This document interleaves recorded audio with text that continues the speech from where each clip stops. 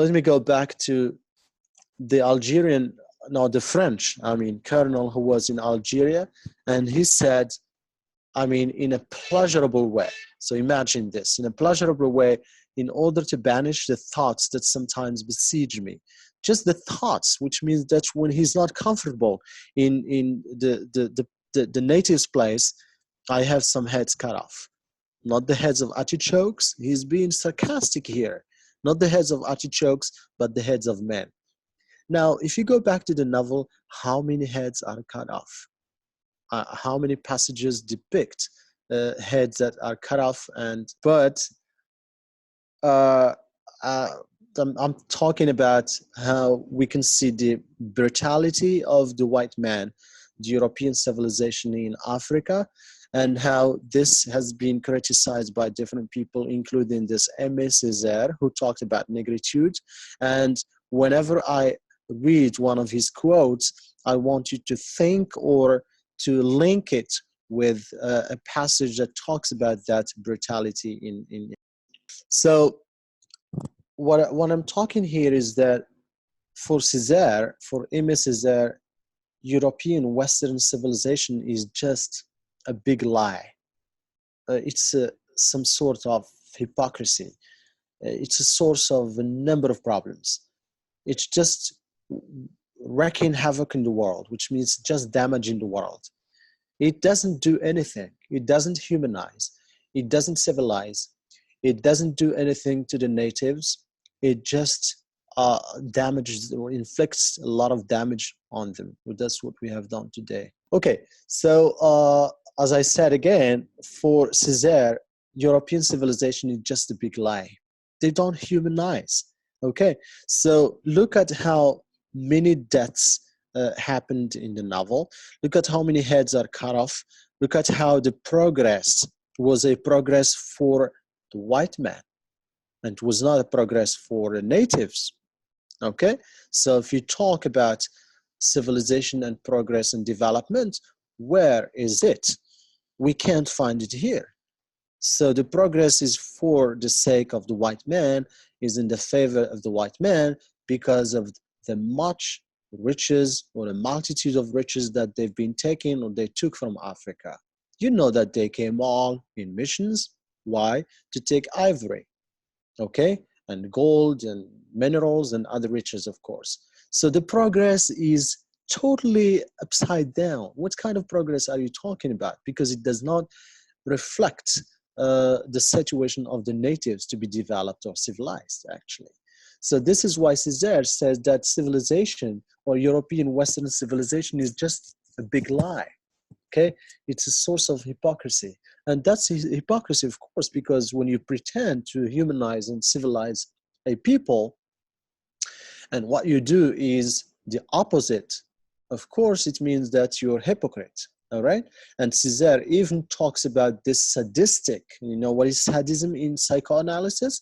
Sadism means that you kill by pleasure. You find your excitement and pleasure in damaging or inflicting damage to other people, on other people. That's sadism. So European civilization for Césaire is very sadistic. They have a sadistic pleasure in that. So Césaire's argument is that there may have been some contact between civilization, Africa and Europe. This is a great argument of Césaire again. He says there may have been a great contact between Africa and Europe, but in different ways, not necessarily through colonization. Okay, so Césaire was very critical of colonialism in different ways, of course. Okay, so but if you go back to the novel, and I was talking about this Kurtz himself, because Kurtz himself is an enigma in the story. So in so many passages, on different occasions, there is this Kurtz being praised, eulogized, Kurtz represents like God for Marlowe and for the characters and for the reader. Kurtz in the novel represents God, a master, a supernatural human being, somebody who's doing great job in Africa, and we cannot understand, or we don't come to understand what Kurds is actually until the end of the story, when Marlowe discovered that these Kurds, so what? He's been praised throughout the structure of the story, and he met different white men in the station, in different stations, and they were just praising these Kurds. They were saying he's a great hero. He's been making a lot of fortune because he's taking more proportions or more portions of ivory to European men.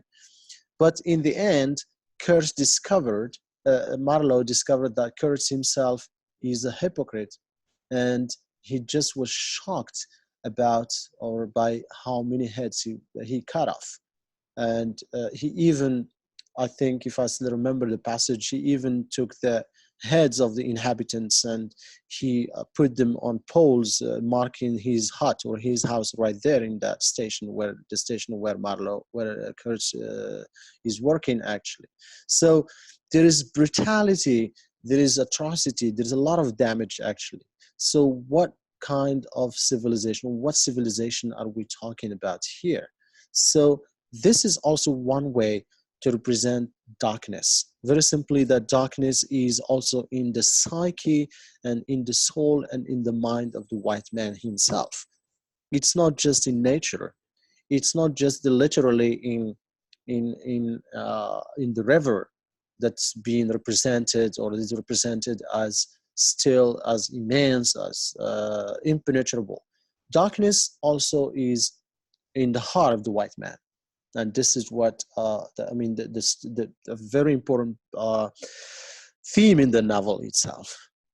Darkness reverberates within the heart of the white man because of the damage that has been inflicted on Africa, on Congo, rather than the progress and the development they had pretended to bring about, or the change they pretended to bring about in Africa. Okay, so that's another notion of darkness. That's another representation of darkness in the novel. So I love this quote by Césaire again, because they just fall into the novel really perfectly well. He said, what or how colonization works to decivilize the colonizer. So imagine that colonization now turns against the colonizer himself. Okay, how colonization works to decivilize, to decivilize. So you're a civilized person, a civilized culture, civilized man, you came to civilize us, but this colonization, the process of colonialism itself just is used to decivilize you, to brutalize him in the true sense of the word, to degrade him, to awaken him to buried instincts, violence, race hatred, and moral relativism. So for Césaire, there is moral relativism. The morality and the ethics that you brought about to civilize these people, this turns all against you, actually. All right? So Aimé Césaire talks about the predicament of the European bourgeoisie, actually, the purported of Western civilization. Césaire calls this a terrific reverse shock. Terrific reverse shock. The civilizer becomes the uncivilized. All right? And that's another way of saying that the whole civilizing mission, la mission civilisatrice, is just a failure, is just a fiasco. Okay? So when we talk about darkness, it's of course one way to think about darkness in the novel is this reverse of civilization, or people who purport to be civilized, they turn out to be uncivilized or decivilized. So there are of course different other passages in which we can find and we can sense darkness in the novel. Okay. But I'll leave you the space, or I'll give you the space to go back to the novel and probably dig into it and find different passages in which we have hard darkness. Sorry.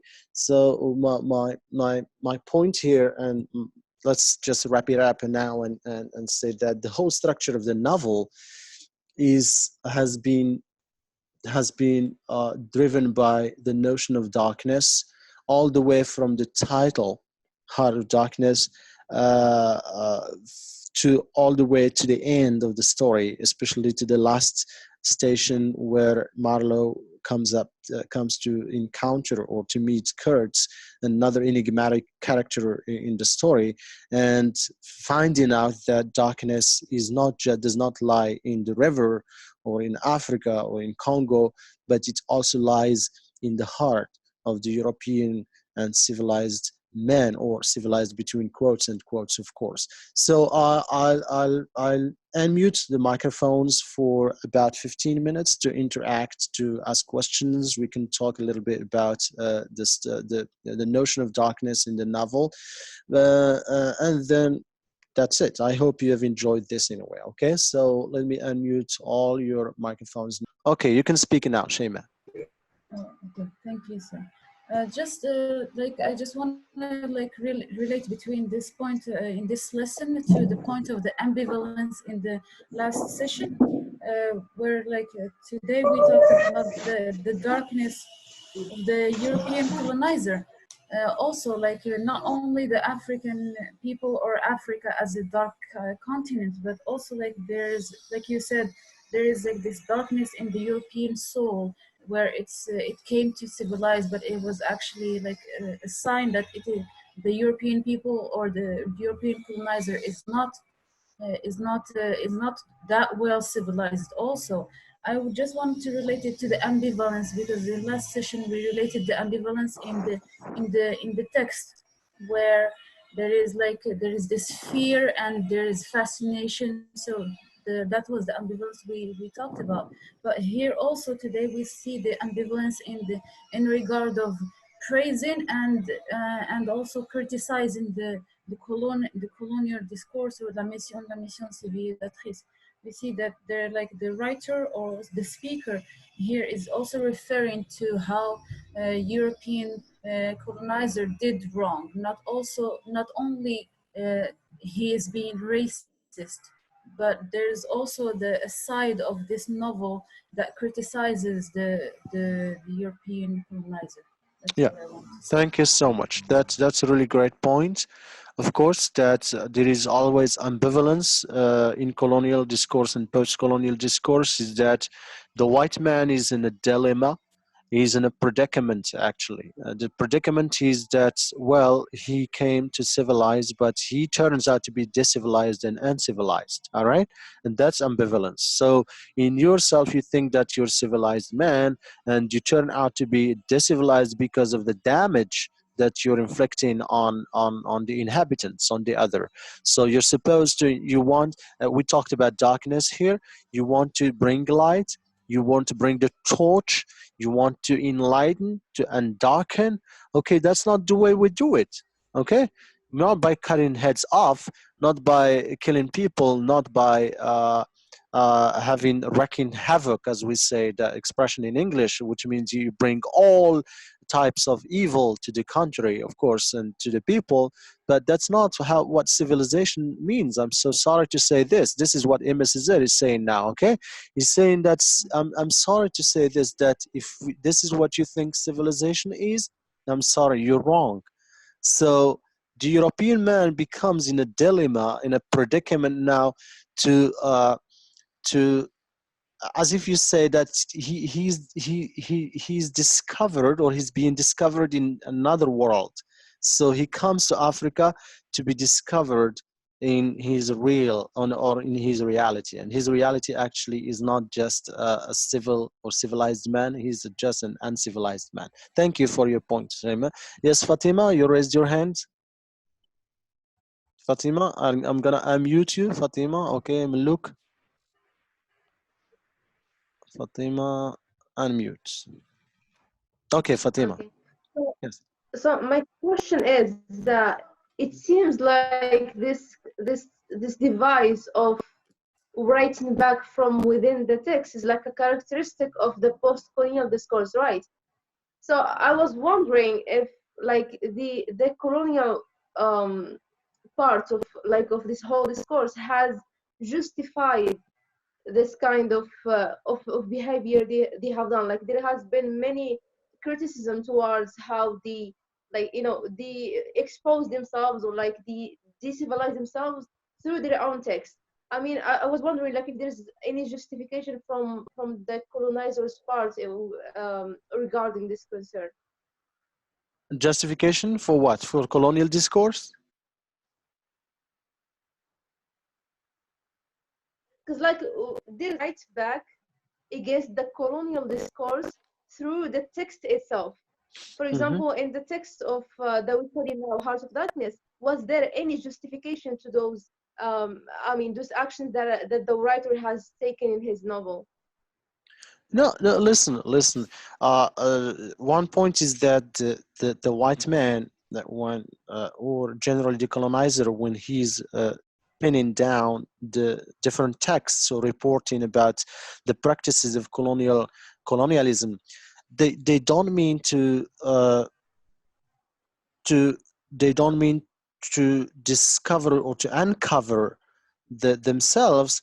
No, it's the task of post-colonial critics that do this. So what we're doing now is reading between the lines and discovering what the text does not say. Okay, so they justify their mission by saying that we came to civilize, to humanize. Why are they talking about the nature as black, as dark, the inhabitants as black as dark? They're just like animals. So which means that they need some light here. And this is what we bring in here, the noble cause. So maybe next time we're going to talk about everything that is related to la mission civilisatrice, which is the noble cause. Okay, and then we're going to discover more about this, how civilization turns into savagery for the white man. But I'm just saying here that they didn't mean to uncover themselves through the story. No, it's a post-colonial task to say that, look, this is what you came for. No, I'm sorry to say, you're uncivilized people. You're just savage people. You call us savage people, but you're savage by killing and cutting heads off and so on and so forth. Okay, so it was not meant by colonial subjects or colonialist subjects to do this. I mean, to, of course, uncover themselves. No, it was the task of post-colonialism to read between the lines, to exactly, this is what I talked about in the class. If you remember, the contrapuntal approach is you set the text against something, against a grain, against a background, to discover more things. Okay, so this is exactly